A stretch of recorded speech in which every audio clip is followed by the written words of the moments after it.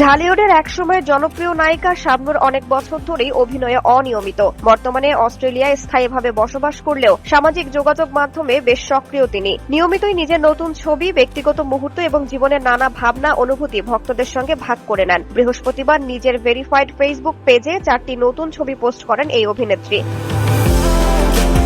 কমলা রঙের স্টাইলিশ ব্লেজারে ক্যামেরাবন্দি শাবনূরের হাস্যোজ্জ্বল উপস্থিতি ভক্তদের দৃষ্টি কাড়ে। ছবিগুলোর পেছনে ছিল রঙিন ফুলের মনোরম সাজ, যা তার লুককে আরো আকর্ষণীয় করে তুলেছে। ছবিগুলোর সঙ্গে একটি অর্থবহ বার্তাও শেয়ার করেন তিনি। শাবনূর লেখেন, বিবেচনাহীন মানুষ যেমন না ভেবে যা খুশি বলে, তেমনি অবিবেচক মানুষ যাচাই না করে তা বিশ্বাস বা গ্রহণ করে। তার এই পোস্টটিতে অধিকাংশ ভক্তই অভিনেত্রীর বক্তব্যের সঙ্গে একমত প্রকাশ করেন এবং মন্তব্যের ঘরে তার প্রতি ভালোবাসা ও সমর্থনের বার্তা জানান। কেউ আবার শাবনূরের প্রশংসায় লিখেছেন, তুমি হাজারো ফুলের মাঝে একটি গোলাপ, তুমি হাজার তারার মাঝে একটি যে চাঁদ। একজন ভক্ত লিখেছেন, দূরকে কি বলবো বলুক।